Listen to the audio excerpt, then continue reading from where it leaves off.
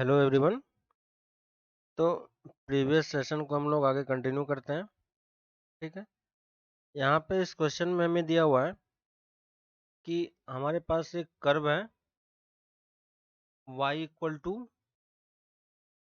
2x⁴ minus x square. ठीक है, और ये हमसे बोला है कि एरिया हमें कैलकुलेट करना है x axis and the ordinate of the two minima of the curve. ठीक है ना, तो पहले हमें इसका मिनिमा कैलकुलेट करना पड़ेगा। तो मिनिमा कैलकुलेट कैसे करेंगे, है ना। तो उसके लिए मैं पहले इसका कर्व का शेप देखना पड़ेगा, कर्व किस तरीके से मूव कर रहा है ना। यहाँ पे अगर आप देखोगे तो अगर मैं एक्सेस को बाहर निकाल लूँ तो यहाँ पे आपके पास दो तीन फैक्टर दिखाई दे रहे हैं, है ना। और एक तरीके से देखोगे तो चार फैक्टर हैं, तो √2 माइनस एक्स, √2x+1।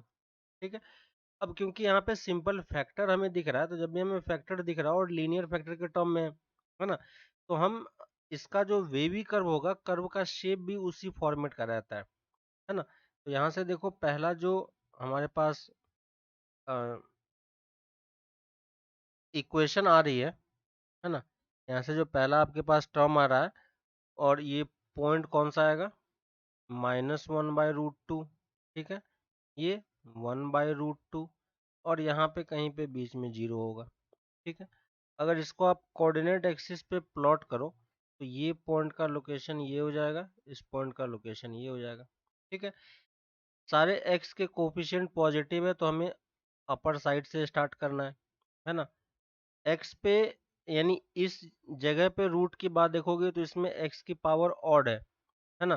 तो ये इसको कट करता हुआ नेक्स्ट पॉइंट पे पहुंच जाएगा, और नेक्स्ट पॉइंट कौन सा आएगा, 0।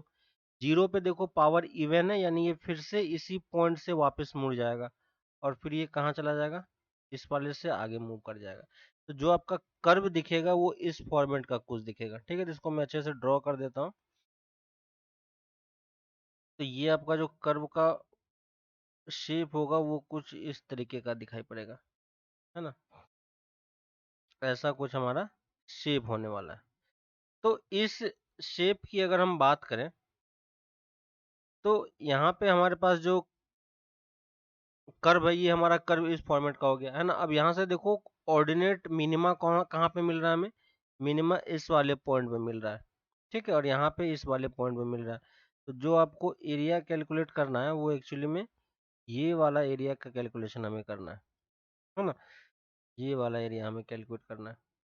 ठीक है, ये हम डायरेक्टली कर्व इस तरीके से इसलिए बना पा रहे हैं क्योंकि जो हमें हमारे पास y मिल रहा है वो डायरेक्टली हमें लीनियर फैक्टर के फॉर्मेट में। ठीक है, अब y की वैल्यू यानी किस पॉइंट पे ये मिनिमा देगा वो हम कहाँ से निकालेंगे, तो डेरिवेटिव को 0 करके निकालेंगे, है ना। तो y डैश अब कैलकुलेट कर लो इस वाले पार्ट से। तो y डैश जब कैलकुलेट करोगे तो कितना आएगा, 8x³ माइनस 2x, है ना। x बाहर निकाल लेंगे तो कितना आ जाएगा, 4x² माइनस 1, और इसको इक्वल टू 0 करेंगे तो हमारे पास कितने पॉइंट्स आएंगे, 3 पॉइंट्स, एक x की वैल्यू 0, एक -½ और एक +½ है ना। तो मैं इसके उस वाले पॉइंट पे नहीं जा रहा हूँ कहाँ पे मिनिमा और कहाँ पे मिनिमा मैक्सिमा होगा, क्योंकि हमें ऑलरेडी दिख रहा है ना। तो ये वाला पॉइंट कितना हो जाएगा, -1/2, 0, और ये 1/2, 0, और ये 0 वाला पॉइंट यहाँ कहीं पे है ना।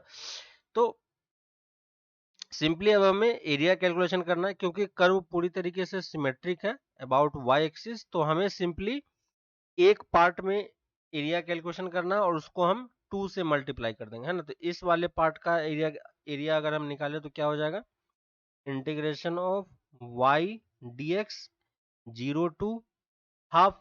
लेकिन क्योंकि ये एक्स एक्सिस के नीचे है तो एरिया क्या आने वाला है, नेगेटिव आने वाला है, तो इसको हम पॉजिटिव बना देंगे, है ना। और इसका इंटीग्रेशन की वैल्यू नेगेटिव आएगी, इसलिए हमने इसको मॉड लगा के पॉजिटिव बना लिया, और इसको 2 से मल्टीप्लाई कर देंगे, है ना।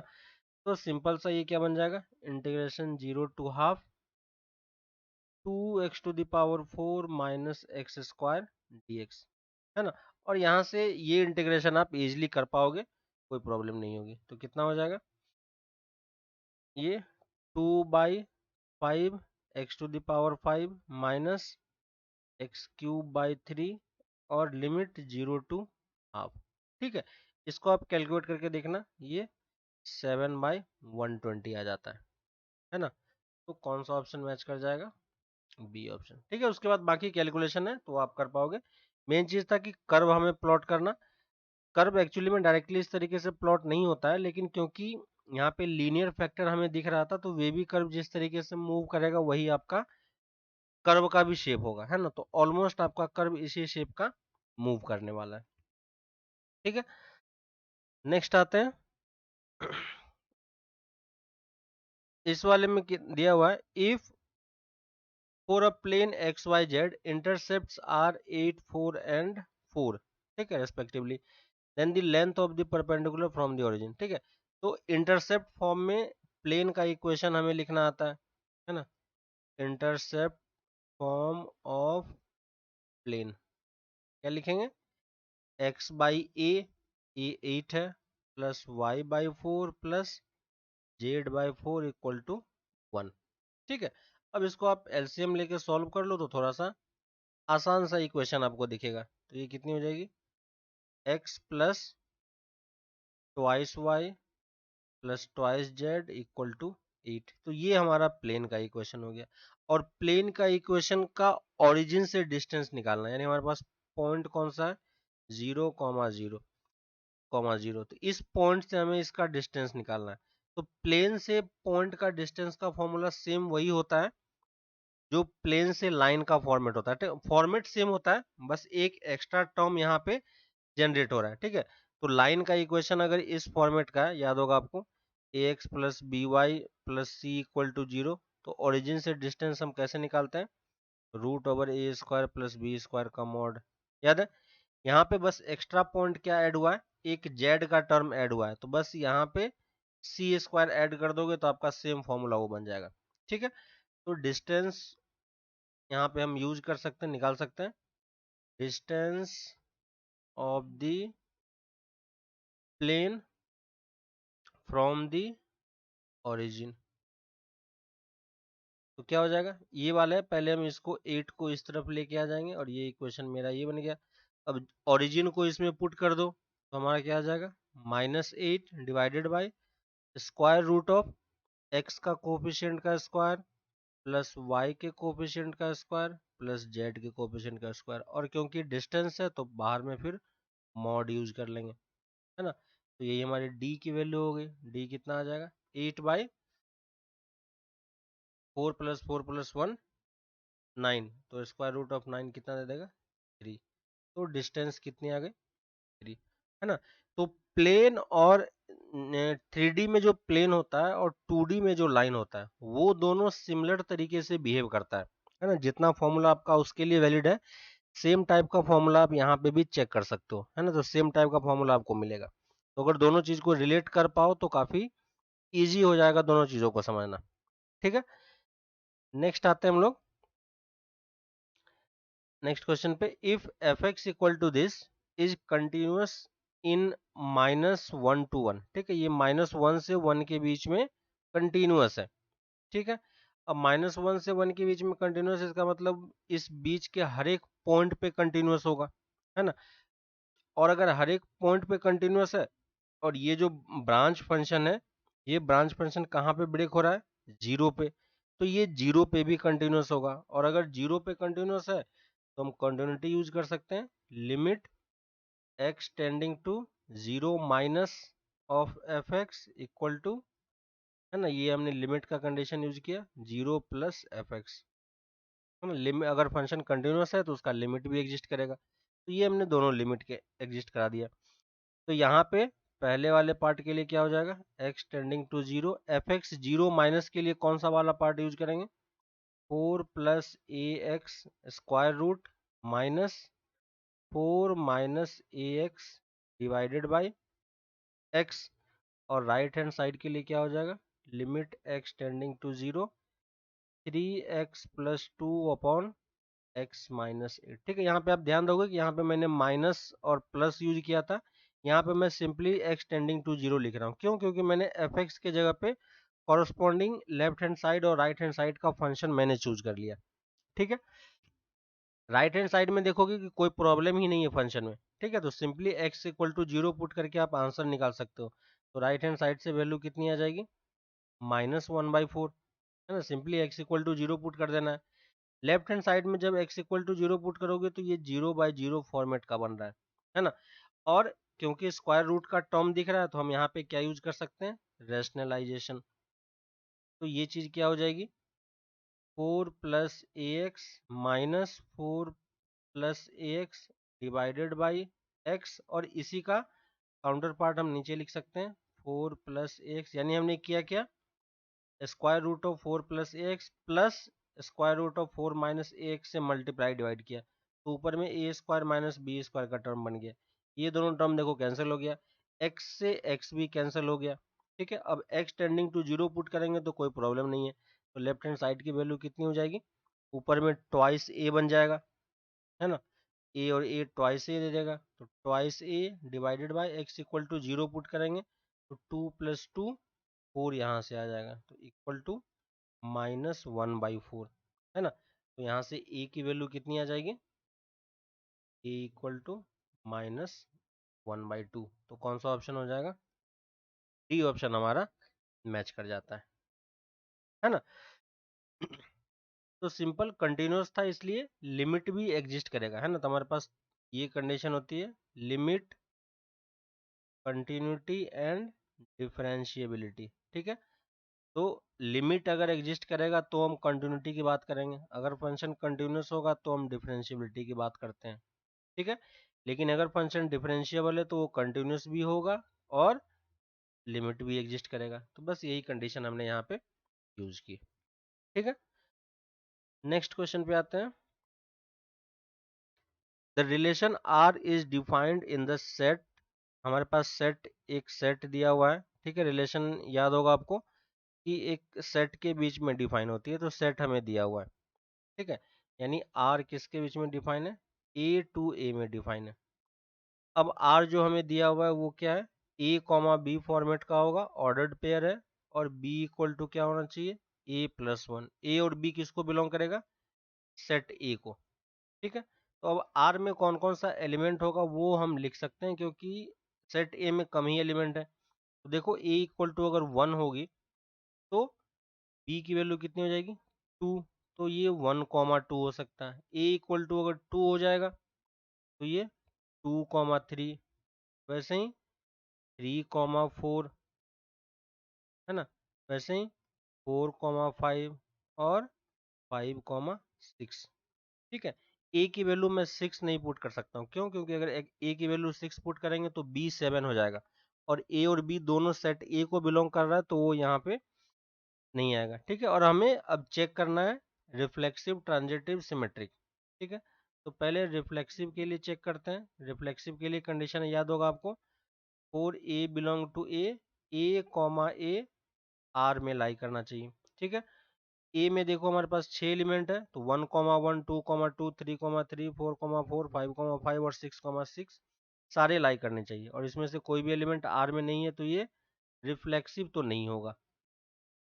ठीक है, नेक्स्ट दूसरे पे आते हैं, सिमेट्रिक पे। तो सिमेट्रिक के लिए कंडीशन क्या होती है कि अगर a, b आर को बिलोंग कर रहा है तो b, a भी आर को बिलोंग करना चाहिए।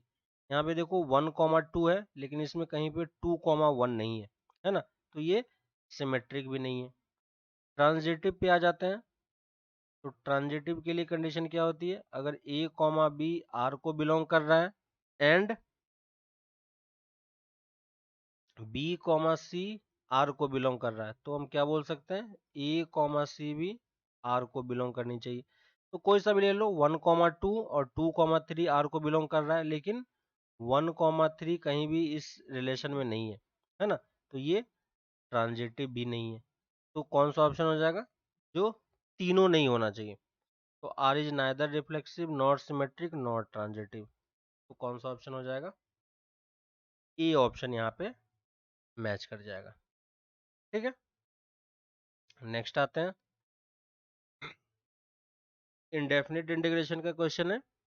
Integration of sine to the power 8x minus cos two the power 8x divided by 1 - 2 sine square x into cos square x. ठीक है, नीचे वाले टर्म को अगर आप देखोगे बाहर में dx है, ये एक्चुअली में क्या लिखा हुआ है, sine x minus cos x, sign square x minus cos square x का होल स्क्वायर लिखा हुआ है ना। तो नीचे वाला टर्म एक्चुअली में क्या लिखा हुआ है, sign square x minus cos square x का होल स्क्वायर एक्स, है कि नहीं।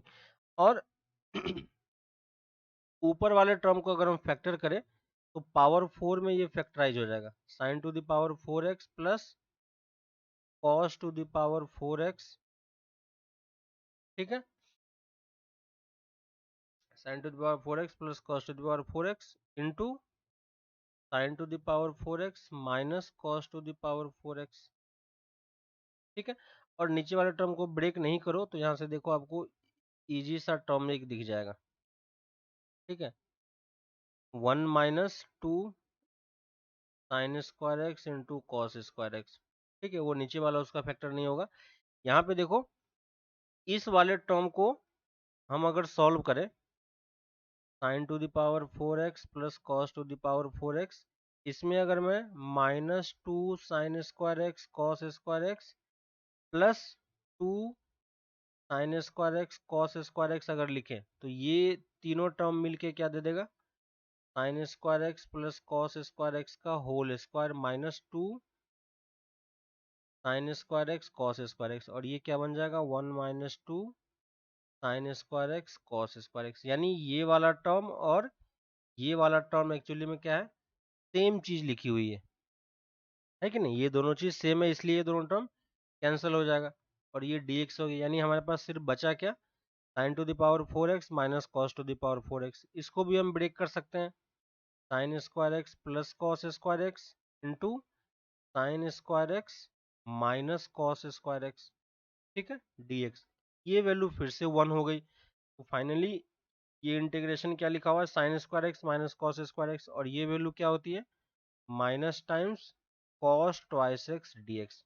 ठीक है, और इसका इंटीग्रेशन हमें पता ही है क्या होता है, minus 1/2 sine of twice x plus c, है ना। तो सिंपल कौन सा इंटीग्रेशन हो जाएगा, माइनस ऑफ बी वाला हाफ साइन ट्वाइस एक्स। ठीक है, तो कॉम्प्लिकेटेड सा एक्सप्रेशन दिख रहा है, बस हमें यहाँ पे उस जिस पार्ट को इंटीग्रेट करना है उसको थोड़ा सा सिंप्लीफाई करने का ट्राई करना है ना। एक बार सिंप्लीफाई आप करोगे तो वो चीजें आपको अच्छे से दिख जाएगी कि ये कैसे सॉल्व हो रहा है ना। तो यहाँ पे बस हमें इस पार्ट को सॉल्व करके थोड़ा सा सिंप्लीफाई करना था, और क्योंकि हायर पावर यहाँ पे ऑलरेडी है तो डायरेक्टली हम वैसे भी सॉल्व नहीं कर सकते, और ए स्क्वायर माइनस बी स्क्वायर का फैक्टर भी दिख रहा है तो हम वो मेथड भी यहाँ पे अप्लाई कर सकते हैं, है ना। तो ये सब कुछ हिंट्स हैं जो आपको क्वेश्चन में दिखाई पड़ती है। ठीक है, नेक्स्ट क्वेश्चन पे आते हैं। हमारे पास दिया हुआ है a let p equal to p x, हमारे पास दिया हुआ है x square plus b x plus c, where b and c are integer. If p x is the factor of both, ये दोनों हमारे पास हैं और इन दोनों का फैक्टर क्या है, ये इसका एक फैक्टर है। ठीक है, अगर ये इसका एक फैक्टर है इसका मतलब क्या हो गया कि अगर हम मान लेते हैं, ठीक है, मान लेते हैं कि ये वाला जो टर्म है हमारे पास x to the power 4 plus 6x square plus 25, ठीक है, यानी इसका एक फैक्टर है। तो अगर हम मान लेते हैं कि x इक्वल टू एल्फा वो कॉमन फैक्टर है ना, x इक्वल टू एल्फा क्या है, वो कॉमन टर्म है। कॉमन टर्म मतलब x इक्वल टू एल्फा और x इक्वल टू एल्फा इसके भी फैक्टर है और इसके भी फैक्टर है। अगर इसके भी फैक्टर है मतलब x इक्वल टू एल्फा इसको सेटिस्फाई करना चाहिए। तो alpha to the power 4 plus 6 alpha square plus 25 क्या होना चाहिए, 0 होना चाहिए, है कि नहीं। और सेम इस इक्वेशन के लिए भी हम बोल सकते हैं 3 alpha to the power 4 plus 4 alpha square plus 28 alpha plus 5 equal to 0। ये भी इसको सेटिस्फाई करनी चाहिए, है ना। और ये अल्फा इसको भी सेटिस्फाई करना चाहिए, इस इक्वेशन को भी। तो यहाँ से हम ये भी लिख सकते हैं alpha square plus B alpha plus C equal to 0, है ना। तो ये 3 इक्वेशन हमने लिख लिया। यहाँ से देखो अल्फा टू द पावर 4 की वैल्यू निकाल के हम यहाँ पे पुट करेंगे, यानी यहाँ से वैल्यू निकाल के मुझे यहाँ पे पुट करनी है। तो क्या हो जाएगा, अल्फा स्क्वायर की वैल्यू कितनी हो जाएगी, -6 अल्फा स्क्वायर -25। वैल्यू यहाँ पे पुट करो, 3 times -6 alpha square -25 plus 4 alpha square plus 28 alpha plus 5 equal to 0। ठीक है, इसको सॉल्व करेंगे तो फाइनली हमारे पास क्या आ जाता है, alpha square minus twice alpha plus 5 equal to 0। ठीक है, ये सिंप्लीफाई होके हमारे पास यहाँ तक टर्म मिल जाती है। ठीक है, अब इसको जब हम सॉल्व करेंगे, अब देखो ये इक्वेशन और ये इक्वेशन दोनों सेम होना चाहिए, है ना, क्योंकि ये भी क्वाड्रेटिक है और ये भी क्वाड्रेटिक है। तो हम यहाँ से इन दोनों को कंपेयर कर सकते हैं, बी अल्फा प्लस सी। ठीक है, तो यहाँ से देखो b की वैल्यू कितनी आ जाएगी, b इक्वल टू -2 और c इक्वल टू 5, यानी हमारे पास जो p ऑफ x इक्वेशन है वो क्या बन जाएगा, x square minus twice x plus 5। ठीक है, और अब हमसे पूछा इसने क्या है, p ऑफ 1 की वैल्यू इसने पूछी है, p ऑफ 1। तो p ऑफ 1 कैसे निकालेंगे, तो x की जगह पे 1 पुट कर दो, x इक्वल टू 1 पुट किया तो ये कितना आ जाएगा, 1 माइनस 2 प्लस 5। तो फाइनली आंसर कितना आ जाएगा, 4, है ना। तो इस वाले में इस न्यूमेरिकल का आंसर क्या हो जाएगा, 4। ठीक है, तो क्वाड्रेटिक में कॉमन रूट्स वाला पार्ट हमने यहाँ पे यूज किया। ठीक है, नेक्स्ट आते हैं, there are 8 rooms on the first floor of a hotel. ठीक है, परमुटेशन कॉम्बिनेशन क्वेश्चन है, 8 रूम्स हैं with 4 rooms on each side of a corridor. ठीक है, ये कॉरिडोर है और इसके दोनों तरफ 4-4 रूम है। ठीक है, तो 4 रूम हम लोग ड्रॉ कर लेते हैं पिक्चराइजेशन के लिए।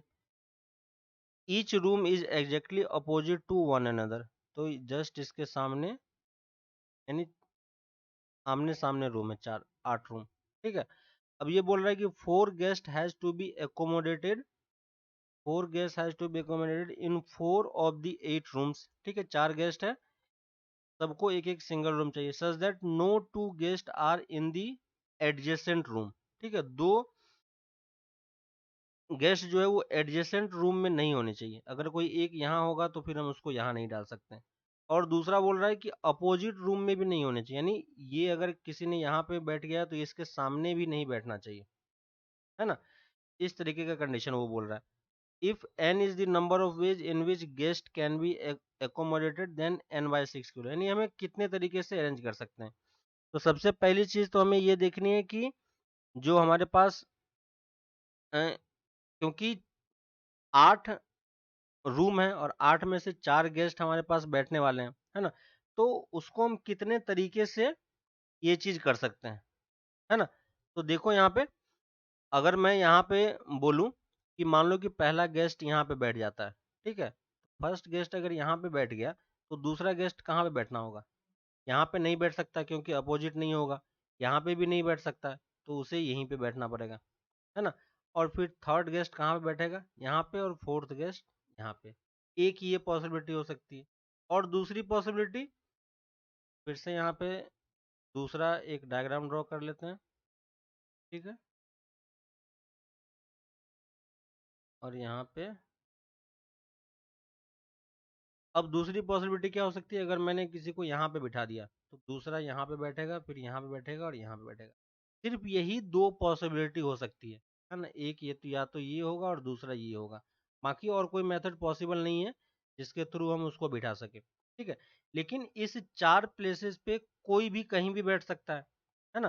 तो टोटल नंबर ऑफ कितने तरीके से हम अरेंज कर सकते हैं, है ना, तो टोटल नंबर ऑफ वेज कितना हो जाएगा, टोटल नंबर ऑफ वेज, एक तो 2 तरीके से हम अरेंज करेंगे तो उसके लिए हमने 2 लिखा।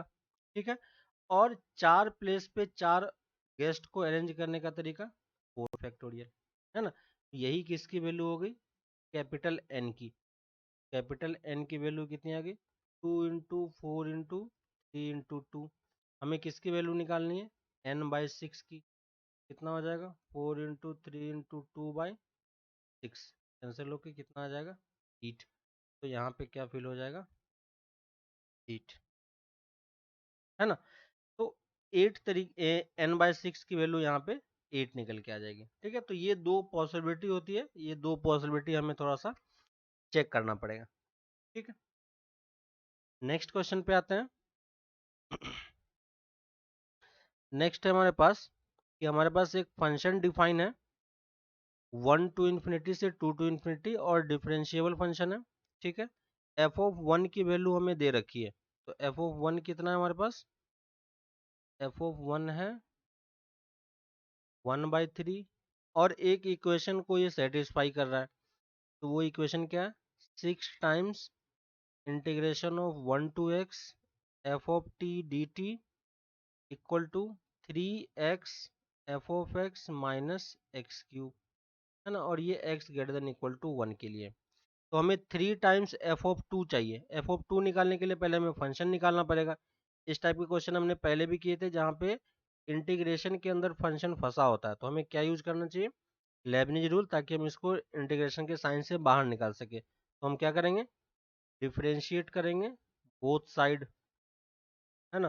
तो डिफरेंशिएट करेंगे तो कितना आएगा, पहले वाले का क्या हो जाएगा 6 टाइम्स f(x), और राइट हैंड साइड में क्या हो जाएगा, product rule 3f(x) plus 3x f(x) minus 3x²। ठीक है, अब यहाँ से थोड़ा सॉल्व कर लो, इसको इस तरफ लेके आएंगे तो कितना हो जाएगा, 3f(x) equal to 3x f(x) minus 3x²। 3 से 3 कैंसिल हो गया। ठीक है, इसको इस तरफ लेके आते हैं तो ये कितना होगा, f(x) minus x into f(x) equal to minus x², है ना। अगर हम इस इक्वेशन को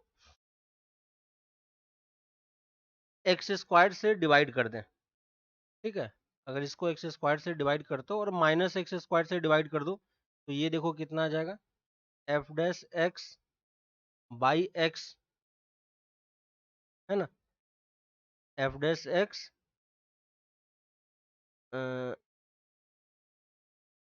x f(x) आ गया। ठीक है, इस इक्वेशन को अगर आप x से पहले डिवाइड करो, ठीक है, और ऐसे ही रहने दो, सिंपली आप इसको x² से डिवाइड कर दो, माइनस x² से, तो ये क्या बन जाएगा, x f(x) minus f(x) by x² equal to 1। ठीक है, अब अगर इस वाले पार्ट को अगर आप ध्यान से देखोगे तो ये एक्चुअली में कोशेंट रूल लगा हुआ है, किस पे, f(x) बाई x पे, है ना, यानी ये क्या लिखा हुआ है, f(x) बाई x का डेरिवेटिव लिखा हुआ है। ठीक है, तो इस टर्म को हम डायरेक्टली क्या लिख सकते हैं, d/dx of f(x) by x, और ये वैल्यू किसके इक्वल हो जाएगी, 1 के। और अब हम दोनों तरफ इंटीग्रेट कर देंगे। ठीक है, तो यहाँ पे हमें क्या मिल जाएगा, f(x) by x equal to x plus c. ठीक है, और हमें इनिशियल कंडीशन दिया हुआ है f(1) इक्वल टू 1/3, तो वहां से हम c की वैल्यू निकाल सकते हैं। तो हमें f(1) इक्वल टू 1/3 दिया हुआ है, तो यहाँ से कितना हो जाएगा, f(1) की जगह पे ये 1/3 इक्वल टू 1 प्लस सी, तो यहाँ से हम c की वैल्यू कितनी हो जाएगी, -2/3।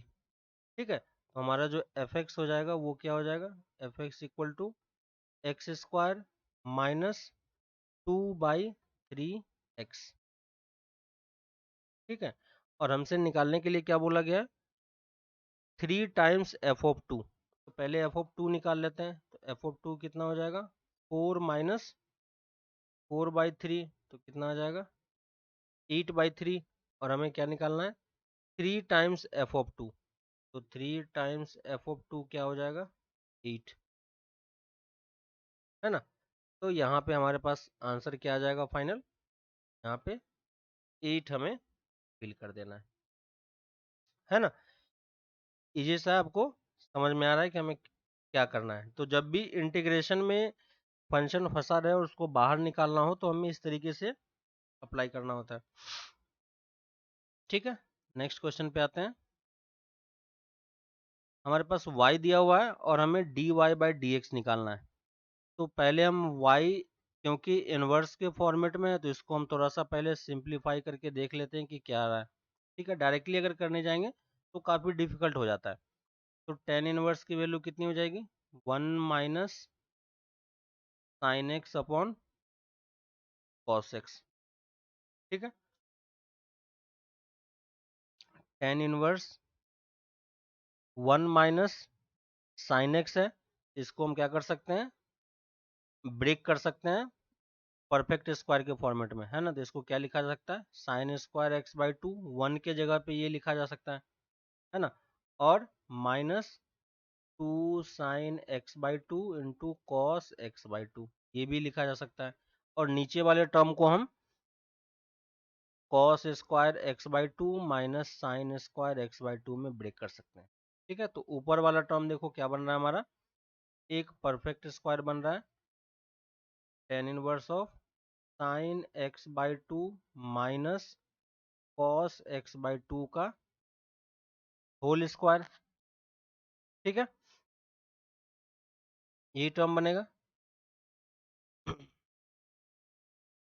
और नीचे वाला टर्म क्या हो जाएगा, और इसको हम कॉस में भी लिखा जा सकता है, कोई दिक्कत नहीं है, cos x by to minus sine x by to का होल स्क्वायर। और नीचे वाला टर्म क्या हो जाएगा, कॉस, इसको भी a माइनस बी का होल स्क्वायर से ब्रेक कर देते हैं, minus sine x by two into cos x by two plus sine x by to. ठीक है, और यहाँ पे देखो टर्म ऊपर नीचे से कुछ कैंसिल होगा तो हमारे पास क्या बच जाएगा, tan inverse of cos x by to minus sine x by two divided by cos x by two plus sine x by to. ठीक है, ऊपर नीचे अगर हम कॉस एक्स बाई टू से डिवाइड कर दें तो ये क्या बन जाएगा, tan inverse of one minus ten x by two upon one plus ten x by two. और ये टर्म क्या बन जाएगा, tan inverse of tan of pi by four minus x by two. और फाइनली ये y की value हमारी किसकी इक्वल हो जाएगी, pi by four minus x by two. और अब अगर हम d y by d x निकालें तो हमारे पास क्या आ जाएगा, d y by d x की वैल्यू माइनस हाफ, है ना। और डेसिमल में कन्वर्ट कर सकते हैं माइनस 0.5। ठीक है, तो न्यूमेरिकल्स है तो हम यहाँ पे क्या भर सकते हैं, माइनस 0.5, है ना। तो इस तरीके से आप इसको कर पाओगे। ठीक है, नेक्स्ट क्वेश्चन पे आते हैं। नेक्स्ट क्वेश्चन है हमारे पास, the volume of a cube is increasing at a rate of 18 centimetre पर क्यूब। ठीक है, तो वॉल्यूम, क्यूब का वॉल्यूम क्या होता है, अगर हम साइड लेंथ x ले लेते हैं तो ये x क्यूब हो जाएगा। और रेट की बात कर रहा है तो d v by d t की वैल्यू कितनी हो जाएगी, three x square d x by d t. ठीक है, तो ये फर्स्ट लाइन से हमारे पास ये रिलेशन आया। और d v by d t की वैल्यू हमें दी हुई है। ठीक है, तो ये 18 equal to three x square d x by d t. ठीक है, तो अभी यहाँ तक रखते हैं, फिर आगे देखते हैं क्या बोल रहा है। आगे बोल रहा है when the edge of the cube is 12 centimetre then the rate at which the surface area of the cube increases. Surface area क्या होगा, तो सरफेस एरिया को अगर हम एस से डिनोट करते हैं तो क्यूब का सरफेस एरिया क्या हो जाएगा, सिक्स एक्स स्क्वायर। ठीक है, और हमें इसका रेट ऑफ चेंज निकालना है तो d s by d t क्या हो जाएगा, d s by d t equal to 12x d x by d t. ठीक है, d x by d t की वैल्यू यहाँ से निकाल के यहाँ पे पुट किया जा सकता है। तो देखो 12x into D x by d T कितना हो जाएगा, 18 बाई थ्री एक्स स्क्वायर। ठीक है, यहाँ से x कैंसिल हो गया और ये 6 से 6 कैंसिल हो गया, तो ये 12 इंटू 6/x, और ये हमें कब निकालना है, जब एज लेंथ कितना हो 12, है ना। तो x की वैल्यू कितनी आ जाएगी, x की वैल्यू हम 12 पुट कर सकते हैं, तो ये कितना हो जाएगा, x 12 इंटू 6/12, तो फाइनली आंसर कितना आ जाएगा 6। तो रेट ऑफ चेंज कितनी हो जाएगी 6, और क्योंकि पॉजिटिव है इसलिए ये क्या कर रहा है, इंक्रीज कर रहा है, और सरफेस एरिया इसलिए सेंटीमीटर स्क्वायर पर सेकेंड हम लिख सकते हैं। तो यहाँ पे फाइनल आंसर क्या फिल हो जाएगा 6। ठीक है, तो यहाँ पे इस तरीके से रेट ऑफ चेंज वाला पार्ट है एप्लीकेशन ऑफ डेरिवेटिव का, जिसको हम यहाँ पे यूज करके लिख पा रहे हैं। ठीक है, तो इस तरीके से आप ये मेंस के क्वेश्चंस आप कर सकते हो। ठीक है, आज यहीं तक रखते हैं, फिर नेक्स्ट क्लास में हम इसको आगे कंटिन्यू करेंगे। इसके अलावा अगर आपके पास कुछ और डाउट्स हो किसी पर्टिकुलर चैप्टर में, किसी पर्टिकुलर पार्ट में, तो उसको भी हम लोग डिस्कशन कर सकते हैं, है ना। और इस सीरीज में अगर कुछ किसी क्वेश्चन में डाउट आ रहा है तो वो भी आप पूछ सकते हो। ठीक है, तो फिर आगे हम लोग इसी क्वेश्चन सीरीज को कंटिन्यू करेंगे। ठीक है, तब तक आप प्रैक्टिस करते रहो, फिर मिलते हैं आगे नेक्स्ट क्लास में। ओके, चलो, बाय।